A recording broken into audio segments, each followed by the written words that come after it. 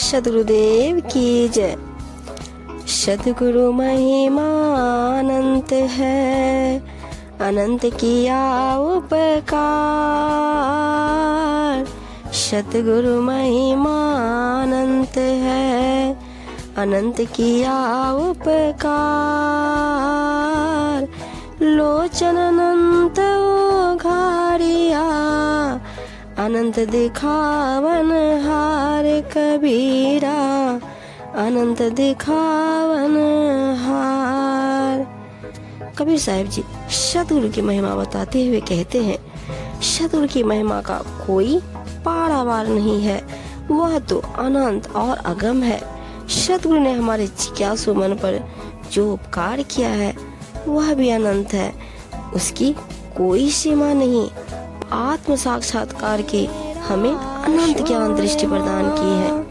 ताकि तकी मारे तीर, सद्गुरु मेरा सूरमा।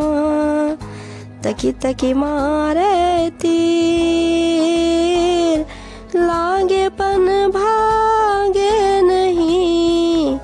ऐसा दास कबीर कबीरा, ऐसा दास कबीर। सद्गुरु जी बताते हैं, सद्गुरु सच्चे सूरवीर हैं, इसमें कोई संदेह नहीं। वे शिष्य की अज्ञानता पर ज्ञान रूपी तीरों को मारते हैं। कबीर जी कहते हैं कि शिष्य सेवक को इन चोटों को प्रेम से सहना चाहिए, भागना नहीं चाहिए। सद्गुरु शम को है सगा, साधु शम को दात। सद्गुरु शम को है सगा, साधु शम को दात। हरि समान को हेतु है, हरिजन शम को जात कबीरा, हरिजन शम को साथ। इस संसार में सद्गुरु के समान अपना सगा संबंधी भला कौन हो सकता है, अर्थात कोई नहीं। सभी नाते रिश्ते स्वार्थ के हैं। साधु संत के समान कोई दानी नहीं, श्री हरि के समान जीव का कोई हितैषी भी नहीं है। हरिजन के समान भला कोई उत्तम जाति अथवा समाज कहाँ कौन हो सकता है, अर्थात कोई भी नहीं है। सद्गुरु सम कोई नहीं, सात द्वीप नौ खंड।